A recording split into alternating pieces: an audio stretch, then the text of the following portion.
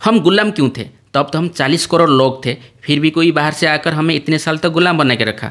हमें इतिहास में ये बताया गया कि कैसे हमारे लोग आज़ादी पाने के लिए स्ट्रगल कर रहे थे, कैसे शहीद हो रहे थे, लेकिन कभी इतिहास में ये नहीं दिखाया गया कि कैसे हमारे लोग मूर्ख थे, हमारे राजा हमारे नेता अनपढ़ थे, डरपोक थे, एकता नहीं था। इसलिए कोई बाहर से आकर हमें इतने साल तक गुलाम बना के रखा। हमें शर्म आना चाहिए ये कहने की हमारा देश सोने का चिड़िया था, सोने का चिड़िया था, फिर भी हम उसे जाने दिया कैसे? हम तो इतने सारे लोग थे, फिर भी वो घर में घुसकर सारे चीज़ छीन लिया, हम कुछ नहीं कर पाए क्योंकि हम डरपोक थे। वो क्या कर रहे थे ना, पहले हमारे जो राजा थे उनको लालच देते थे, हम तुम्हारे साथ हैं, तुम्हें दूसरे राज्य के ऊपर आक्रमण करना है।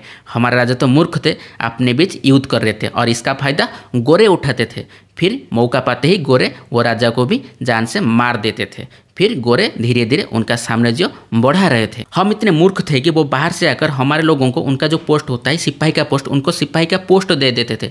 फिर हमारे सिपाही हमारे लोगों के ऊपर अत्याचार कर रहे थे। अब बताओ हमारे लोग मूर्ख नहीं तो और कौन थे? गोरे दिमाग लगाते थे और हम गुलाम बनते जा रहे थे। इतिहास में हमें ये बताया गया कि हमारे जो बड़े बड़े संग्रामी थे वो ये कह रहे थे कि हमें हिंसा नहीं चाहिए, हमें अहिंसा से काम करना है।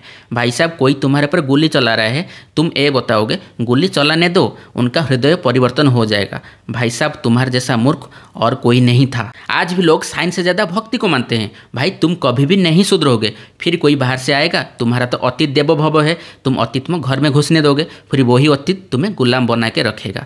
फिर तुम रोओगे और बोलोगे ऊपर वाला सब देख रहे हैं, तुम्हें कर्म का फल मिलेगा, घंटा फर्क मिलेगा, वो तो दिन ब दिन डेवलप कर रहे हैं और हम गरीब बनते जा रहे हैं। इसलिए माइंड को चेंजेस करो।